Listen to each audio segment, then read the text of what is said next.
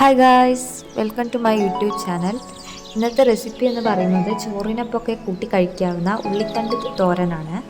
അതിനായിട്ട് നമുക്ക് കുറച്ച് കഴുകി വൃത്തിയാക്കിയ ഉള്ളിത്തണ്ട് എടുക്കുക. അത് ചെറിയ ചെറിയ കഷ്ണങ്ങളാക്കി മുറിച്ചെടുക്കുക. അതിനുശേഷം ഒരു മിക്സിയുടെ ജാറെടുത്ത് കുറച്ച് തിരകിയ തേങ്ങയിലിട്ട് 2 പച്ചമുളക് ഇട്ട് ഒന്ന് ക്രഷ് ചെയ്തെടുക്കുക. അതിനുശേഷം ഒരു പാൻ എടുത്ത് ചൂടാക്കി വെളിച്ചെണ്ണ ഒഴിച്ച് കടുക് പൊട്ടിച്ചെടുക്കുക. അതിലേക്ക് അരിഞ്ഞ് വെച്ച ഉള്ളിത്തണ്ട് ഇട്ട് നന്നായി ഇളക്കുക.